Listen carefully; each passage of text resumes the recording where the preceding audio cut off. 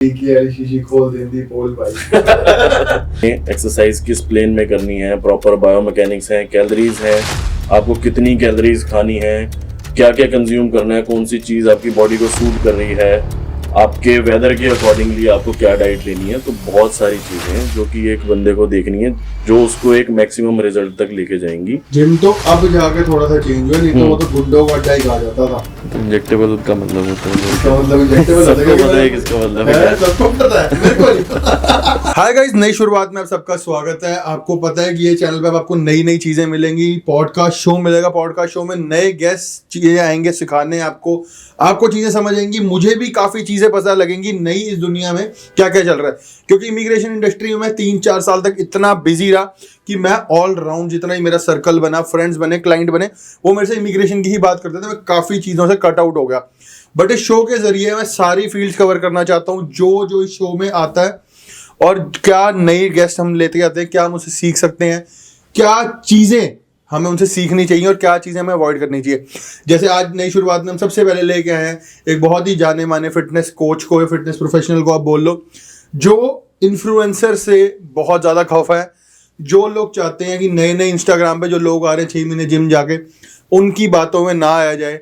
एक प्रोफेशनल, जिस बंदे ने पढ़ाई करी हुई है, हाँ मैं सही कह रहा हूँ, जिस बंदे ने फिटनेस बॉडी बिल्डिंग की भी पढ़ाई करी हुई है, वो आपको बताएगा कि एक झोला छाप बंदे में जो 6 महीने जिम गया, किसी एक अनसर्टिफाइड ट्रेनर के नीचे ट्रेंड हुआ है, उसमें और एक सर्टिफाइड ट्रेनर से ट्रेन होकर वर्कआउट करने में कितना फर्क होता है। तो आज वेलकम करते हैं अपने शो में मिस्टर परम बिंद्रा को, जिनका Instagram channel mister technical lift से है। मैं नीचे मेंशन भी कर रहा हूँ, एक बार जाके देखो और इनकी देखो कैसे ये लोगों को ट्रांसफॉर्म करते हैं और कैसे नए फैक्ट्स एंड फिगर बताते हैं। Welcome to the show mister Param Bindra. Thank you भाई। तो मैं इस शो के जरिए ना आज अपनी ऑडियंस को, अपने फैमिली मेंबर्स जो भी हैं, उनको बताना चाहता हूँ कि एक तो ये बहुत नीश वो बनी हुई है लाइन बॉडी बिल्डिंग की। आपको पता ही, आप इस पूरा दिन इससे जूझते हो। काफी लोग हैं जो आते हैं कि सर हमें बॉडी बनानी है, बट वो कुछ नहीं कर पाते। वो ऐसे सर्टिफाइड ट्रेनर्स जो आप जैसे हो, उनके अंडर ना आने की बजाय किसी एक अनसर्टिफाइड ट्रेनर के नीचे आ जाता है। उनको बोल देते हैं कि जी गुरुजी हमें पर किसी भी तरह बना दो बॉडी। उन्हें नहीं पता कि वो क्या खा रहे हैं, क्या कर रहे हैं, कैसे कर रहे हैं। उसके बारे में थोड़ी रोशनी डालो, बताओ कि इस चीज को क्या आपकी लाइन में कहा जाता है और इससे बच्चे कैसे खराब होते हैं, यूथ कैसे खराब हो रहा है। पहले तो मैं ये चीज बताना चाहूँ कि मैंने सोशल मीडिया भी इसीलिए स्टार्ट की है ताकि एंड नंबर ऑफ यूजर को ये पता चल सके कि इस फील्ड के अंदर भी सर्टिफिकेशंस होते हैं, ट्रेनिंग को लेके, आपकी बॉडी की एनाटॉमी को लेके, न्यूट्रिशन को लेके। पहले लोगों को ऐसे लगता था कि ये सिर्फ और सिर्फ एक्सपीरियंस है कि इन लोगों ने अपने गुरु से किसी से सीख रखा है, अच्छा, तो हमें इन्हीं के पास जाना है और ये जो चीजें बता रहे हैं वो सही चीजें बता रहे हैं, और कोई भी इन चीजों को क्रॉस चेक नहीं करता था। बट तो अब क्या है कि सर्टिफिकेशंस हैं इन चीजों के अंदर। आपने एक्सरसाइज किस प्लेन में करनी है, प्रॉपर बायोमैकेनिक्स है, कैलोरीज है, आपको कितनी कैलोरीज खानी है, क्या क्या कंज्यूम करना है, कौन सी चीज आपकी बॉडी को सूट कर रही है, आपके वेदर के अकॉर्डिंगली आपको क्या डाइट लेनी है। तो बहुत सारी चीजें हैं जो कि एक बंदे को देखनी है, जो उसको एक मैक्सिमम रिजल्ट तक लेके जाएंगी with a minimal side effects. मतलब ये सिर्फ जिम में जाके वजन उठाने से बॉडी नहीं बनती है, अब ये कहना चाहते हैं? नहीं सर, ये गधे का काम नहीं है, ये घोड़े वाला काम है। अच्छा, जिसके अंदर प्रॉपर पीछे साइंस है, हर एक चीज के पीछे पूरी रिसर्च है, स्मार्ट वर्क है, हार्ड वर्क का ये कोई गेम नहीं है। मैंने पर्सनली भी जब मैं जिम गया, तो मैं नहीं हूँ फॉर्म में, मतलब मैं भी गया हूँ जवानी में जिम, बट हमारे ट्रेनर को तो बस वही था कि 4 सेट इसके मार लो, 6 इसके मार लो, एब्स मार लो, जमीन पे क्रंचेस मार लो, बन गई तुम्हारी बॉडी। इसके अलावा भी कुछ होता है क्या? मैं वही चीज आपको बता रहा हूँ कि उनकी भी गलती यही थी कि उनको खुद को भी नहीं पता था कि इस फील्ड के अंदर सर्टिफिकेशन होते हैं। अच्छा, तो उन्होंने जो अपने गुरुजी से सीखा, उन्होंने वही आगे डिलीवर किया। क्या क्या सर्टिफिकेशन होते हैं बताओ एक बारी। इसमें आपके पर्सनल ट्रेनिंग के अंदर सर्टिफिकेशंस हैं, न्यूट्रिशन के अंदर सर्टिफिकेशंस हैं, पोस्चर करेक्शन के अंदर सर्टिफिकेशन है। एक पर्सनल ट्रेनर जो बेसिकली होता है, वो एक पोस्चर करेक्शन करने के लिए होता है कि आपकी पोस्चर में कोई भी डिविएशन है, अच्छा, तो उस जगह हमारी एक्सपर्टीज काम आती है कि अगर डिविएशन हो रही है। जैसे छोटा सा मैं एग्जांपल देता हूँ, 90% of the people who have sitting job, तो उनके बैक में स्लाउज हो जाता है just because of screen timing की वजह से। ओके, तो अब अगर इनिशियली वो स्टार्टिंग में जाते ही सपोज स्क्वाट्स कर रहा है या कुछ भी वेटेड चीज कर रहा है, रेजिस्टेंट ट्रेनिंग कर रहा है, तो उसको लोअर बैक में या उसके नी में पेन आएगी। ठीक है, और उसे जब तक अगर ये ट्रेनर को नहीं पता कि ये पोस्चर डिविएशन की वजह से है, तो ये कभी पेन सेंस हो ही नहीं पाएगा, पता ही नहीं चल पाएगा कि क्यों हो रहा है, क्यों मेरी लोअर बैक में पेन आ रहा है। अच्छा, वो तो यही सोचेगा कि मैं वेट उठा रहा हूँ तो पेन आ रहा है, दैट्स व्हाई वो ये चीज बोलेगा या तो मुझे ये एक्सरसाइज सूट नहीं कर रही, या तो कहीं ना कहीं यूजुअली जो जिम में ट्रेनर बता देते हैं कि आपको कैल्शियम की कमी है, कैल्शियम के सैशे खा लो, उससे आपके ये बोन का पेन ठीक हो जाएगा। अच्छा। बट अगर आप प्रॉपरली देखें तो उसकी बैक में सिटिंग जॉब की वजह से स्लाउज बना हुआ है, जिस वजह से उसकी लोअर बैक में पेन तो आ रही है। मतलब आप जड़ तक पहुंच नहीं सकते जब तक आपको उस चीज का पता ही ना हो, नॉलेज पता ही नहीं है, और उस बंदे के सामने वाले को पता ही नहीं है कि ये भी कुछ होता है, ये भी कुछ होता है, तो उन्हें सीखा ही जहाँ से उस बंदे को भी नहीं पता था। That's what I'm तो हायरार्की ही ऐसे चलती आ रही है कि स्टार्टिंग वाले को कुछ नहीं पता, तो जब आपके आगे आपने जिसको अपनी गद्दी कह लो, दिमाग कह लो, आगे कैरी फॉरवर्ड करा, बिल्कुल, तो आप वो पूरा कर ही नहीं पाओगे। सेकंड सबसे बड़ी चीज आता है, मैं कभी जिम में जाता हूँ, जैसे अब हम हाईटेक जिम में जाते हैं, जिम भी बहुत इवॉल्व हो गए हैं। पहले तो आप जिम में जाओ, 2 बेंच, 4 डंबल, 4 डंबल और 1-2 चीजें होती थी, एक ट्रेडमिल होती थी, वो भी मैनुअल, अगर हम 2003-05 की बात करें। बिल्कुल। आज की तो मतलब एक जिम एक 5 स्टार होटल से कम नहीं लगता।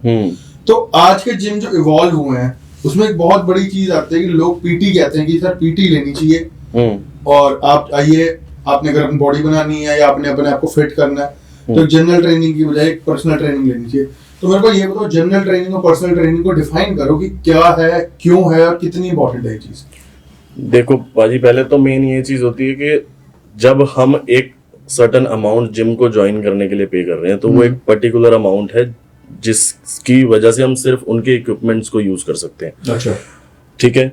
जनरल ट्रेनर का भी कंसेप्ट इंडिया के अंदर है, फॉरेन के अंदर कोई कंसेप्ट नहीं होता, वहां पे पर्सनल ट्रेनिंग ही होता है, just because people don't want to waste their time. क्योंकि जनरल ट्रेनर है, just because of his experience. अभी उसने बेसिक सर्टिफिकेशन करा हुआ है या उसने सर्टिफिकेशन करा ही नहीं हुआ, तभी वो एक जिम के अंदर जनरल ट्रेनर है। वो सिर्फ और सिर्फ आपको एक्सरसाइजेस बता सकता है कि चेस्ट की अगर आपने एक्सरसाइज करनी है तो आप ये एक्सरसाइजेस कर लीजिए, बट उसके पीछे के बायोमैकेनिक्स क्या है वो चीज आपको नहीं समझा पाएगा। मतलब यूजर मैनुअल क्या है, चीज को यूज करने का वो चीज है। अगर आपको कुछ ना कुछ ट्रांसफॉर्मेशन करनी है, कुछ फैट लॉस करना है या मसल बिल्डिंग करनी है, आपका कोई पर्टिकुलर गोल है, then you have to go for personal training. ताकि पर्सनल ट्रेनर ही क्योंकि आपको प्रॉपरली गाइड कर सकता है कि आपको कितनी चीजें करनी है, क्या चीजें करनी है और कितनी क्वांटिटी के अंदर लेनी है। पर पर्सनल ट्रेनिंग तो बहुत महंगी होती है, लोग कहते हैं। तो देखो, अपनी हेल्थ की अगर आप बाद में हॉस्पिटल के बिल के साथ कंपेयर करोगे तो कुछ भी नहीं होती पर्सनल ट्रेनिंग। इंश्योरेंस से कवर होती है ना। But the thing is, if you want to learn a skill, okay, तो आप उस नजरिए से एक तो देखिए। एक तो पर्सनल ट्रेनिंग जो है लोग ट्रांसफॉर्मेशन के हिसाब से देखते हैं, जो कि सबसे गलत चीज है। हमेशा पर्सनल ट्रेनिंग को एक कोर्स की तरह लेना चाहिए, एक स्किल की तरह लेना चाहिए कि मैं इस ट्रेनर से कुछ ना कुछ चीजें सीखूं कि मेरी बॉडी पे कौन सी डाइट हो गई, क्या सूट कर रही है, कौन सी एक्सरसाइजेस हैं वो क्या सूट कर रही है, किस तरीके से ये डिजाइनिंग करते हैं एक्सरसाइजेस की। अगर आप इस तरीके से पर्सनल ट्रेनिंग को देखोगे तो मुझे लगता है पर्सनल ट्रेनिंग कुछ भी एक्सपेंसिव अगर हम इसे थोड़ा एलैबोरेट करें, जैसे मैं जिम जा रहा हूँ, मुझे जिम का बेसिक नॉलेज है कि हाँ भाई चेस्ट की 4 एक्सरसाइज होती हैं, बैक की 4 होती हैं, बाइसेप की 4 होती हैं, तो मैं कैसे चूज करूं कि एक 10 ट्रेनर है, जैसे एक बड़ा जिम है, 2-3 फ्लोर के जिम है, 500 गज, 1000 गज के जिम है, 10 ट्रेनर निकलते हैं उसमें। मैं कैसे चूज करूं कि कौन से ट्रेनर से, अगर मैं देखो एक हेफ्टी अमाउंट है पर्सनल ट्रेनिंग का, जिम की फीस से 2 गुना 3 गुना तक ज्यादा ट्रेनिंग की कॉस्ट जाती है। आपको पता, आपका तो प्रोफेशन ये है। बिल्कुल। अगर मैं अपना हार्ड एंड मनी है, मेरे थ्रू जो बंदा देख रहा है वो एक हार्ड एंड मनी इतना पैसा लगाना चाहता है, तो सबसे पहले उसको अपने ट्रेनर में क्या स्किल्स देखने चाहिए, कैसे चूज करना चाहिए अपना। क्योंकि देखो यार, कोई भी ट्रेनर है, आप उसको 1 महीने के लिए तो रखोगे नहीं, पहले महीने तो आपकी बॉडी ही नहीं सपोर्ट करेगी, आप मसल थोड़ा ना बिल्ड कर लोगे। एटलीस्ट आपको उस ट्रेनर के साथ 6-8 महीने चलना पड़ेगा, तब आपको इफेक्ट करेगा, और 6-8 महीने में मोटा पैसा लगेगा। बिल्कुल। तो आप वो पैसा क्या, आप एक लेमैन की तरह बताओ कि जैसे आपको ट्रेनर हो, कि आपको सामने वाले ट्रेनर में क्या देखना चाहिए, क्योंकि हर एक को आप ट्रेनिंग नहीं दे सकते। जो अहमदाबाद में बैठा है, बैंगलोर में बैठ के मेरी ऑडियंस देख रही है, कोई इंडिया से बाहर देख रहा है, वो जब पैसा अपना लगाने जा रहा है तो उसको सामने वाले ट्रेनर में क्या दिखना चाहिए और वो क्यों उस ट्रेनर पे पैसा लगाना चाहिए, बेसिक फैक्ट बताओ आप।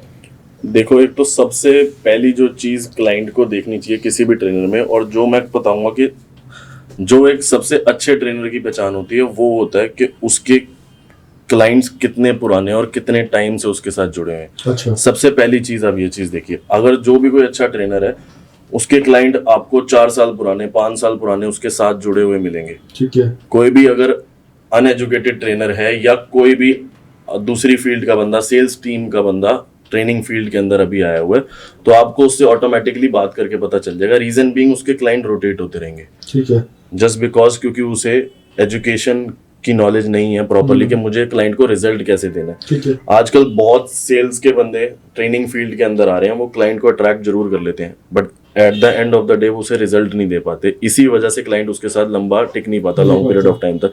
तो सबसे पहली जो चीज़ है वो ये है, आप ये चीज़ देखिए कि जो आप ट्रेनर को सेलेक्ट कर रहे हैं उसके पास जो भी क्लाइंट्स होंगे वो बहुत पुराने उसके साथ जुड़े होंगे, उनकी ट्रांसफॉर्मेशन जर्नी चल रही होगी, उनका एक सर्टेन गोल जो वो लेके आए थे वो पूरा हो चुका होगा, अब उन्होंने कोई आगे का फर्दर गोल बनाया होगा। ठीक है, पहली चीज ये हो गई। दूसरी चीज आपने ये देखना है कि उसके पास कुछ ना कुछ इंटरनेशनल सर्टिफिकेशन जरूर हो, चाहे वो एस से है या ACSM से है। एस क्या हुआ ये बताओ। S American council of exercise की अच्छा, एक यूनिवर्सिटी है जो आपको सर्टिफिकेशन कराती है पर्टिकुलरली एक्सरसाइजेस पे और न्यूट्रिशन पे, ठीक है, जिसमें ट्रेनर को हर एक चीज सिखाई जाती है कि बॉडी हमारी किस तरीके से काम करती है, एक पर्टिकुलर जॉइंट की कितनी रेंज ऑफ मोशन होनी चाहिए, ठीक है, पोस्चर कैसे उसका ठीक कराना है, क्या क्या चीजें हैं जो कि एक ट्रेनर को स्टेजेस से हमें चलना है। तो ये मैंडेट है, ये तो मतलब ये माहौल है, बिल्कुल इसके mandate बिना है। तो आप पैसा अठन्नी भी ना दो अपने बेकार है, वो आपको एस रिजल्ट नहीं दे ही है। नहीं पाएगा। अच्छा, एस नहीं है तो रिजल्ट नहीं दे पाएगा।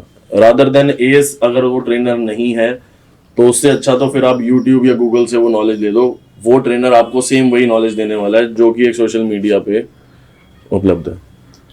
सोशल मीडिया में तो बहुत कुछ उपलब्ध है, आप खुद सोशल मीडिया कनेक्टेड हो, मैं भी सोशल मीडिया से कनेक्टेड हूँ, तो इतनी ज्यादा वास्ट इंफॉर्मेशन एक एक चीज को लेके क्यों आ रही है? वो इसी वजह से आ रही है, जस्ट बिकॉज बहुत से अनप्रोफेशनल बंदे इस चीज के अंदर घुसे हैं, वो अपना पर्सनल एक्सपीरियंस शेयर कर रहे हैं। मैंने क्यों इंटरनेशनल सर्टिफिकेशन आपको कहा, क्योंकि इंटरनेशनल सर्टिफिकेशन के पीछे प्रॉपर रिसर्च होती है, वो एक आपका और मेरा पर्सनल एक्सपीरियंस नहीं है। अब एग्जांपल देता हूँ कि अगर मुझे चेस्ट प्रेस पे बेंच सूट कर रहा है तो वो एक मेरा पर्सनल एक्सपीरियंस है, जरूरी नहीं है कि आपको भी बेंच सूट करेगा, क्या पता आपको हाइपरट्रॉफी मशीन से हो, अच्छा, या फ्लाई से, केबल फ्लाई से हो।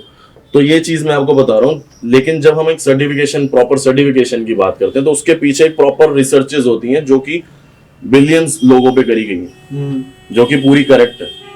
दैट्स वाई हमें ऐसे ट्रेनर से ट्रेनिंग लेनी चाहिए जिसने एक प्रॉपर इंटरनेशनल सर्टिफिकेशन करा हुआ है, प्लस आप डाइट उससे तब लो जब उसने न्यूट्रिशन का सर्टिफिकेशन करा हुआ है, नहीं तो आप उसकी डाइट फॉलो मत करो, वो सिर्फ और सिर्फ आपको कॉपी पेस्ट कर रहा है स्केड्यूल लीनिंग का, गेनिंग का, वो एक प्रॉपर डाइट आपके अकॉर्डिंगली नहीं है। अच्छा, मतलब उसको प्रॉपर एक न्यूट्रिशन का कोर्स करना पड़ेगा। हम्म, मतलब एक ट्रेनर बनने के पीछे ही मेहनत है, बहुत एक मेहनत है। बॉडी दिखाने से बड़ी एक मेंटल स्ट्रेंथ भी होनी चाहिए आप में। सब बिल्कुल डॉक्टर के साथ का काम है हमारा।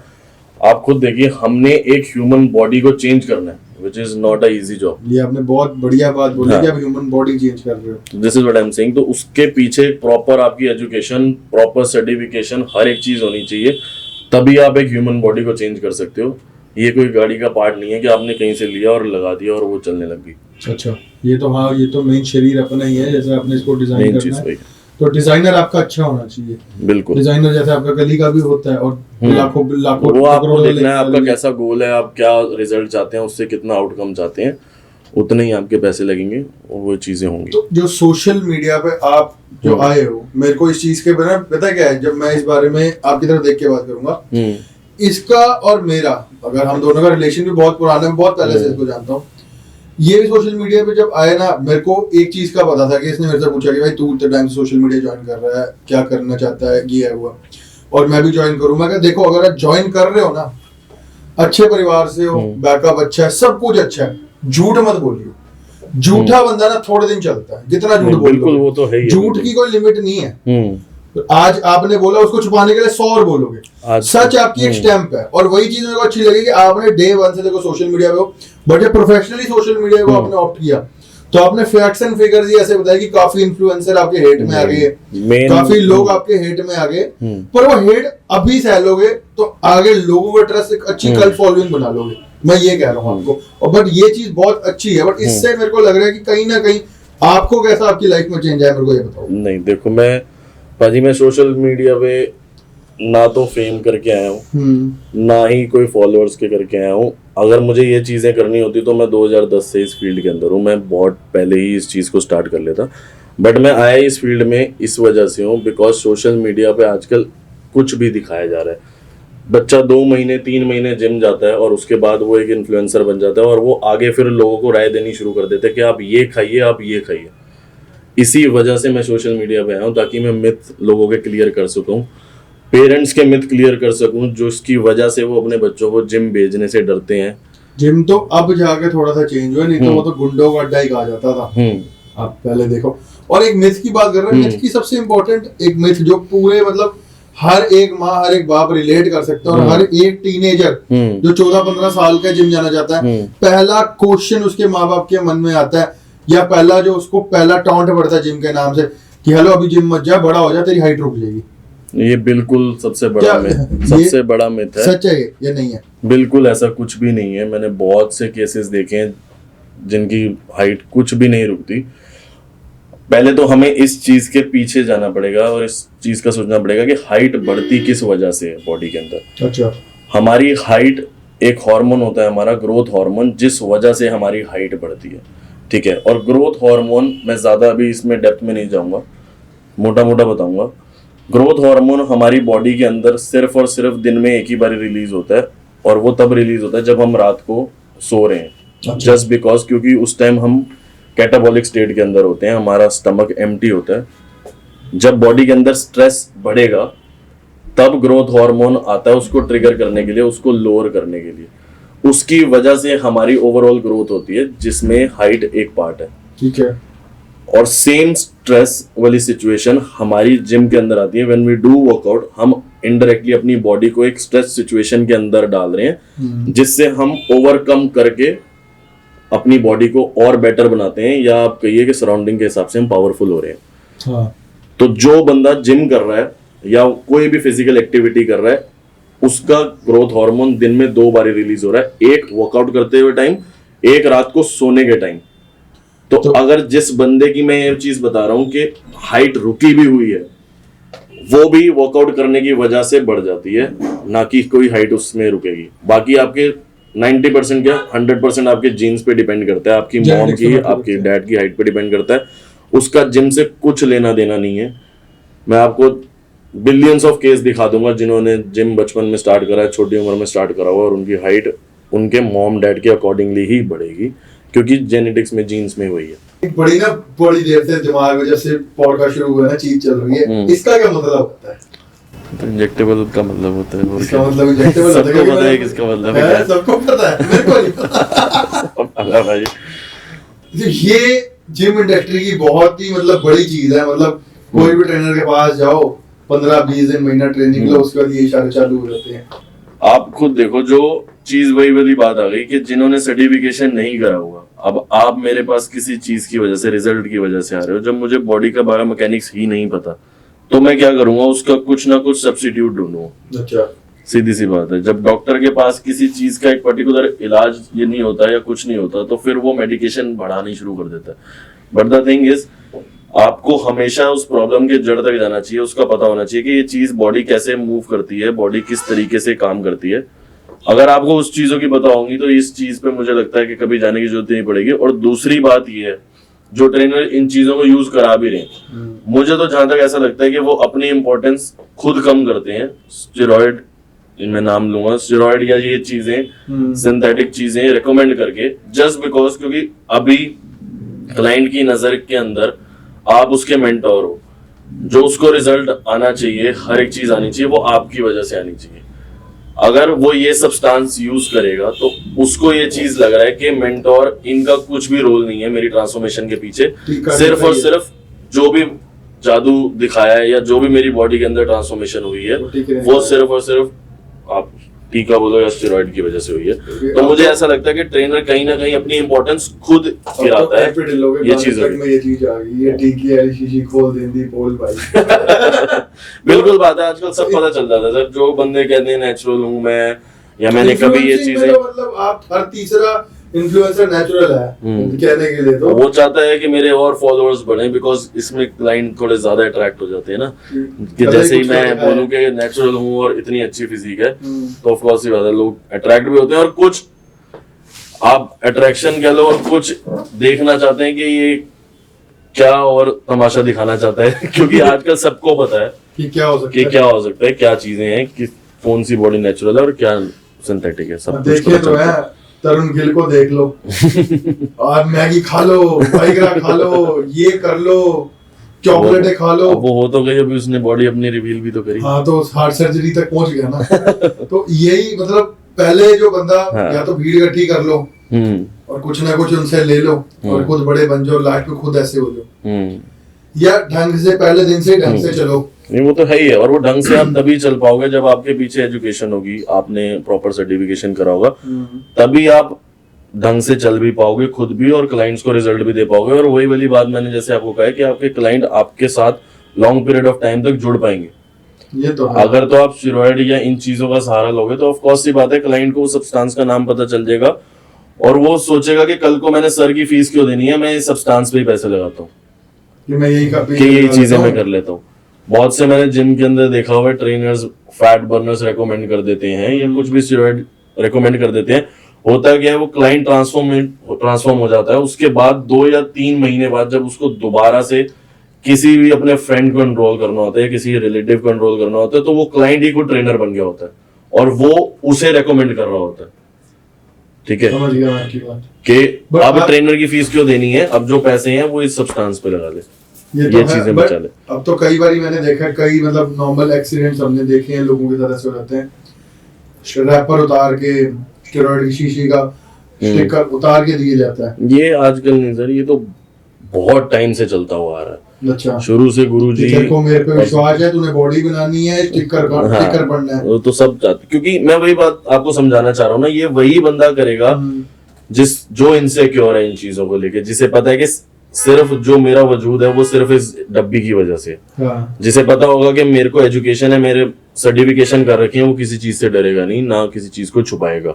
वो जो भी आपको चीज रेकमेंड करेगा वो प्रॉपरली रेकमेंड करेगा, खुले में रेकमेंड करेगा। आप किसी को भी दिखा सकते हैं, हर एक चीज कुछ भी कर सकते हैं। क्योंकि ये तो मेरे साथ पर्सनली हुआ, जब 2008-9 में मैंने पहली बार जिम शुरू किया, करा मैंने 5-6 महीने नॉन स्टॉप करा, वजन कम हुआ, तो ट्रेनर ने बोल दिया कि भाई प्रोटीन ले दे। मैं और मेरे एक फ्रेंड हम दोनों करते थे, तो मैंने मना कर दिया, क्योंकि मेरे घर पे अलाउ नहीं था यार, कहाँ मिलते इतने पैसे उस टाइम। नहीं प्रोटीन का तो 1200-1500 रुपए, सुनो बताइए, 1200-1500 रुपए उस टाइम 2007-8 में, कि भाई ये डब्बा ले, इससे तू हो जाएगा। सारा वाला थोड़ा अच्छी फैमिली से, तो उसने कहा मैं लेता हूँ।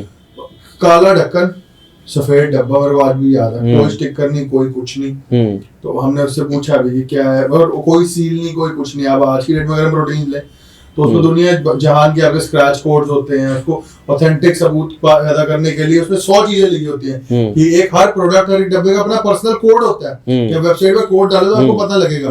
उस टाइम तो ना नेट होते थे ना कुछ होते थे। हमने कहा कि ये क्या है, कह रहा तूने क्या करना है, तूने बॉडी बनानी है, ये खा सुबह शाम एक बारी पानी में, तू 2 महीने में फर्क देखियो। अब हम निकले उस दौर से, तो मैं पर्सनली ये चीज रिलेट कर सकता हूँ कि आज भी टायर 1 का तो पता नहीं, टायर 2 टायर 3 सिटीज में ये चीज होती होगी। देखो बिल्कुल, तभी लोगों के अंदर मिथ बना हुआ है। पहले तो मैं ये चीज समझाना चाहता हूँ कि एक स्टेरॉइड बिल्कुल अलग चीज हो गई, सिंथेटिक चीज हो गई, और डाइटरी सप्लीमेंट्स अलग चीज हो गई। डाइटरी सप्लीमेंट का मतलब ये है जो कि आपकी डाइट से डराइव करे गए हैं, सिर्फ और सिर्फ उसमें थोड़ी सी प्रोसेस हुआ है आपका फैट हटाने के लिए, जो हमारी बॉडी के लिए नेसेसिटी नहीं है या अच्छा नहीं है। सत्तू खा लो तो फिर सर सत्तू खा लो, फिर तो बन गई बॉडी सत्तू से। नहीं, सत्तू से बन जाती है।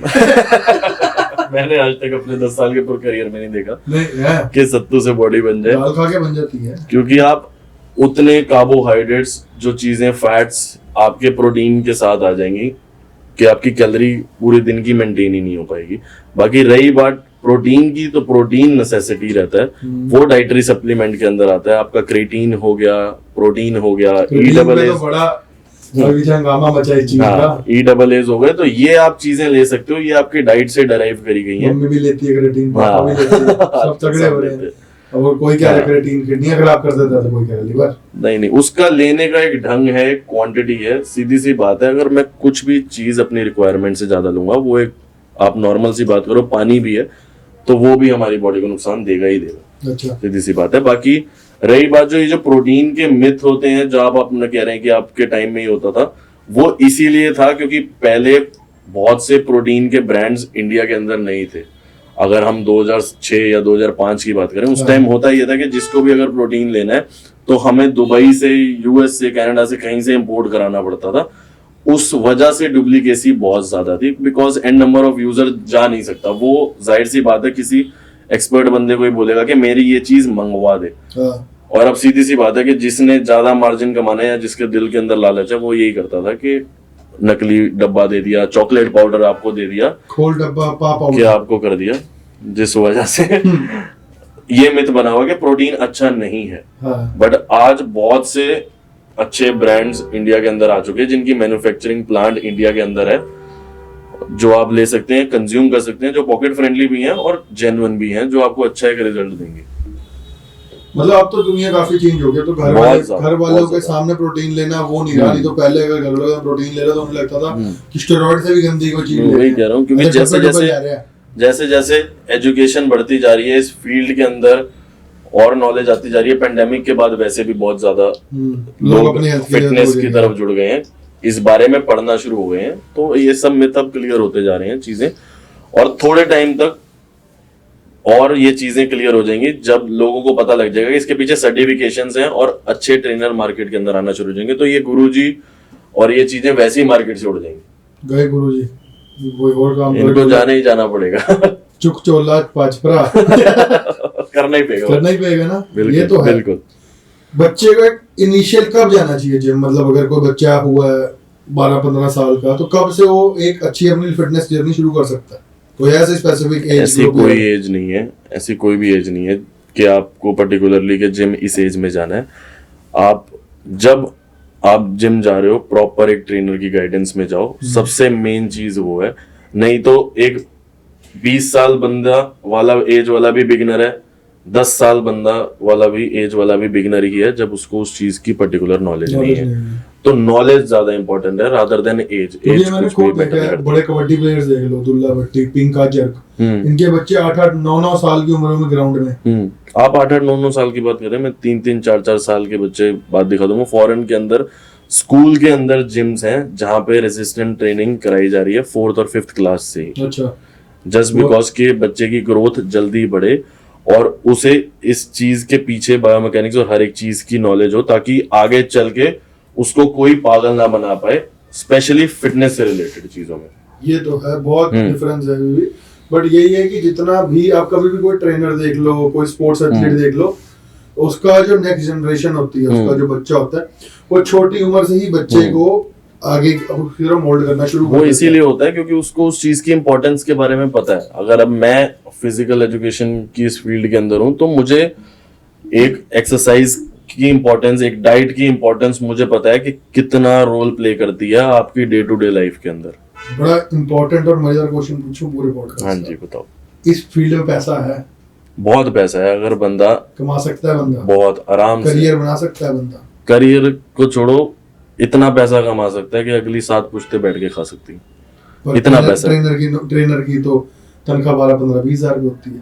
आप कभी भी तनख्वाह पे जाना ही नहीं चाहिए। इस फील्ड के अंदर हमेशा आपके इंसेंटिव्स, आपकी पर्सनल ट्रेनिंग की कमीशंस हो गई, आपके ट्रांसफॉर्मेशन के पैसे हो गए, ये चीजें मैटर करती हैं रादर देन इनकम। और मैं आपके चैनल के राही ये भी मैं ट्रेनर्स को बताना चाहता हूँ और एजुकेट करना चाहता हूँ, जो भी ट्रेनर्स जिम में काम कर रहे हैं उन्हें एज अ फ्रीलांसर ही काम करना चाहिए।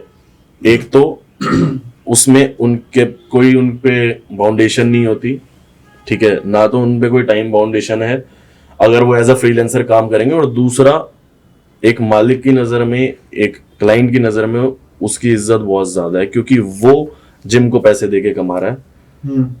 उसकी जो वो पीटी सबमिट कराता है उससे जिम कमीशन लेगा उस चीज से। तो उसे एज अ फ्रीलांसर काम करना चाहिए, ना कि सैलरी पे काम करना चाहिए। बट यस, ऑफ कोर्स ये चीज वो तभी कर पाएगा जब उसके पास इतनी एजुकेशन होगी, कॉन्फिडेंस होगा कि मैं इन सैलरी के बिना सरवाइव कर सकता हूँ, मैं इतना कैपेबल हूँ कि मैं क्लाइंट्स को ट्रांसफॉर्म करके, या मेरे में इतनी एजुकेशन है कि क्लाइंट्स मेरे पास खुद आएंगे। तो वो चीज बिल्कुल यहाँ पे कर सकता कितना पैसा कमा लेते हो, ये सबसे नीचे कमेंट आने वाला है। ये कमेंट आने वाला है। ये इस पे रिवील अभी नहीं कर सकते। आईफोन के उसमें बता दो। ये मैं पॉडकास्ट के बाद आपको अकेले नहीं बताऊंगा। पॉडकास्ट तो बता दो, आधा आईफोन ले लूंगा महीने का, एक ले लूंगा, 2 ले लूंगा, ऐसे मतलब इसमें कुछ भी मतलब लिमिट नहीं है, कुछ भी लिमिट रब नहीं है। करके एक धंधा हमारी बढ़िया चल गया तो कितने हाँ। का इस टाइम बंदा कमा सकता है। जिन्ना ਤੁਸੀਂ ਟਾਈਮ ਦੇ ਸਕਦੇ ਹੋ ਤੁਸੀਂ ਉਹਨਾਂ ਕਮਾ ਸਕਦੇ ਹੋ। ਇਸ ਫੀਲਡ ਦੇ ਅੰਦਰ ਸਭ ਤੋਂ ਵਧੀਆ ਗੱਲ ਹੈ ਕਿ how much time you can give, you can earn that much. एक बंदा अगर मतलब एक आपके लेवल का प्रोफेशनल 8 से 10 घंटे एक अपने जिंदगी के दे रहा है तो वो 6 फिगर्स में कमा लेगा आराम से, इजीली। आगे 1 लगेगा, 2 लगेगा, 3 लगेगा, 5 लगेगा, ये एक आइडिया दो। वो उसके सर्टिफिकेशन और एजुकेशन पे डिपेंड करता है। अच्छा 6 फिगर्स वो आराम से कमा सकता है, बिल्कुल आराम से, सिर्फ और सिर्फ एक सिंगल सर्टिफिकेशन, इंटरनेशनल सर्टिफिकेशन करके। अगर आराम किसी से। ने कोई ट्रेनर हो, कोई बंदा हो जो इसमें सर्टिफिकेशन करना चाहे, अगर वो आपकी गाइडेंस लेना चाहे तो मैं तो इंस्टाग्राम पे आईडी इनकी मेंशन कर ही रहा हूं, उन्हें डीएम कर लेना। नहीं तो मेरा कांटेक्ट नंबर दुनिया जान के पास है, मेरे ऑफिस आ जाना, या मेरे पास आ जाना, मिलवा दूंगा यार। मेरे तो बचपन का ही दोस्त है, कोई ऐसा वाला सीन ही नहीं है कि मैं इनसे कुछ खुआ रहा हूं। मैं तो ये था कि चलो इस बहाने ना एक मीडिया इंडस्ट्री को, एक जिम इंडस्ट्री को पता लगे कि कहाँ ब्लैक होल्स हैं, कहाँ लूप्स हैं, कहाँ चीजें हटाई जाती हैं।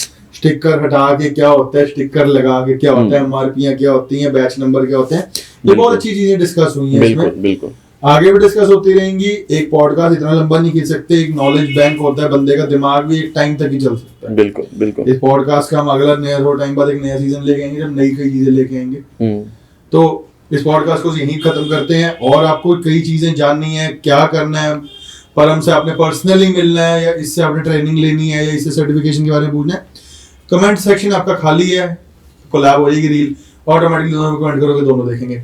चलिए मिलते हैं नए पॉडकास्ट पे। किस टॉपिक पे नया पॉडकास्ट आना चाहिए फटाफट कमेंट में लिख दो, ताकि नए गेस्ट नई चीजें उसमें है। तब तक के लिए सत श्री अकाल।